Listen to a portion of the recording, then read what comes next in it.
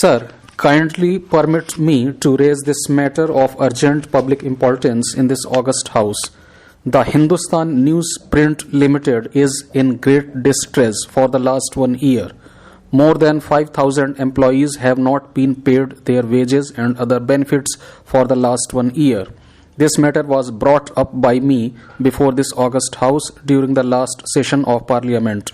There was a discussion held in Kolkata with the liquidator of the parent company, Hindustan Paper Corporation Limited, along with the representatives of the Government of Kerala, State Bank of India, Canara Bank, and the Managing Director of HNL. It is understood that during the meeting, the liquidator has agreed to hand over 100% shares of HNL to the Government of Kerala for a consideration of rupees 25 crore. It is my humble request to the Government of India, especially to the Ministry of Heavy Industries, to give approval to the same immediately so that the company can restart its operations and the employees are paid their wages. This would have a boosting impact on the newspaper industry and more than 5,000 families depending on this industrial unit for their survival. Sir, I would like to give my honorable friends some good information. There are hundreds of extraordinary things that CSIR has done. I can name all of them, but I will just name a couple of things. Right now, there was a discussion in this house about what we do with plastic. So, I am just adding to that. In 2016, I went to a CSIR lab in Dehradun, which is called the Indian Institute of Petroleum. In one small room, they were doing a research about converting plastic waste into wealth. I must tell you that in 2019, just after taking over the charge of this ministry, I went to the same laboratory. They have set up a big plant in the campus where in 24 hours, our Indian Institute of Petroleum is converting 1 ton of plastic waste which they collect from the whole city of Dehradun with their own efforts and with the help of NGOs into 800 liters of diesel. This waste can get converted into petrol and petrochemicals also. Following that, we got a meeting organized in Delhi. We called all the corporations, all the DDA people, and this technology can be scaled up to 100 tons. If it is scaled up to 10 tons, you can convert it into 8,000 liters of diesel. In Delhi also, we are going to set up all these plants with the help of DDA. You must have seen that aeroplane flying on 26 January. It was run on biojet fuel which was made by Jetrofa plant. It has been made by CSIR for the first time, and ours is amongst the only 2 or 3 countries in the whole world to make it. Now we are flying these aeroplanes with that fuel, from an atomic clock to virtually everything, like Saras, the small commercial aircraft which is going to help us in regional connectivity. The ink that you use in the elections were developed in our own CSIR labs. Today, the ink is exported and we get a royalty between rupees 2 crore and rupees 3 crore only with this ink. Before I had seen the CSIR labs, I did not know about the achievements of CSIR or the creditable work being done by it. So I request all the honorable members to visit CSIR labs all over the country, and they will have a different picture about the scientists who have delivered fantastic outcomes for this country and made us proud all over the world. Sir, no doubt the Central Institute of Psychiatry in Ranchi is a very prestigious institution and it is one of the oldest institutions of the country. After the enactment of the National Mental Health Act in this House in 2017 and its notification in 2018, the government has a huge program all over the country which supports strengthening of mental health care services at all places, which includes this place also, starting from the primary health center to psychiatry department in a medical college to the 41 mental hospitals run by various state governments. There is a huge scheme in which, when a plan is made by the respective hospital or a department or an institution like this, we support them to be converted into centers of excellence. The government pays something like rupees 33 crore for an institution. For departments in medical colleges, support at different levels is provided to all those places which have projected their requirements.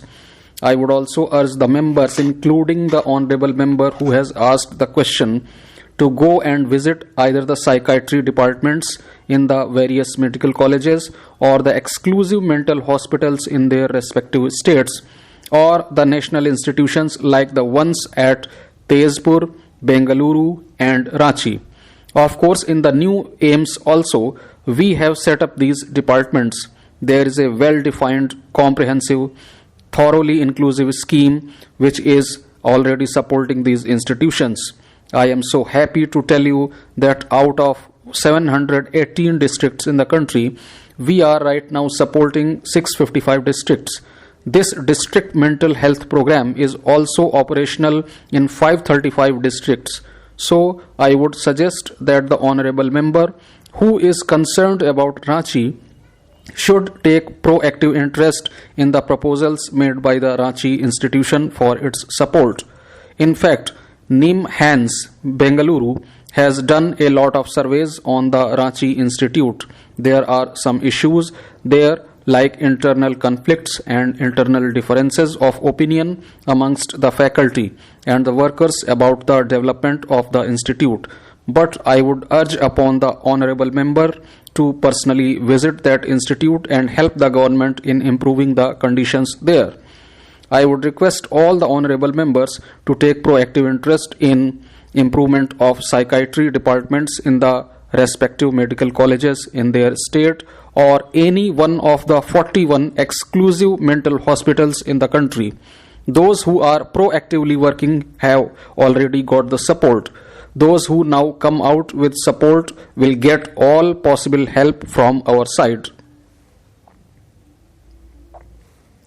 Sir, we have had a lot of discussion on this subject for the past few days, but what we actually need is not just the discussion, the committees and the reports. What we need is instant action. Sir, 133 crore people of our country need an instant action. Air pollution has been recognized as the world's largest single environmental health risk, and the average PM 2.5 in our air is equal to smoking 7 cigarettes. This means that we have come to a point where instead of feeding bottles, infants are made to smoke a pack of cigarettes through natural breathing process. There are equal number of non-smoker lung cancer patients as that of smoker patients. E-vaping has been banned, but our environment itself has become a vaping chamber. Numerous industries, transport, random burning of waste and road making process are the contributors to the natural vaping system.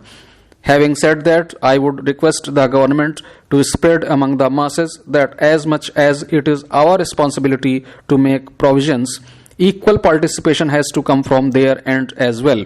People of our country are sensible enough to understand that we do not need Kiki challenge, 10-year challenge or ice bucket challenge to go viral. We should take up the challenge for cleaning up our environment. I request eminent personalities on social media to initiate this Shuddh Hawa challenge, even for the sake of likes and comments. A small contribution can definitely be made. I would request the Honorable Prime Minister and all other members to take up this initiative. If every individual conserves energy, uses public transport, or opts for carpool and uses energy efficient products, a huge difference can be brought about. In order to deal with this monstrous issue, rigid and stern steps are inevitable. The government has to impose a cap on use of coal instead of digging new coal mines. The existing ones should be capped and renewable energy sources must be worked upon. India, being the initiator of International Solar Alliance, must take help of the Surya Devata to deal with the Vayu Devata. Fuel burning has to be stopped, otherwise an incident like the Great Smog of London is inevitable in India.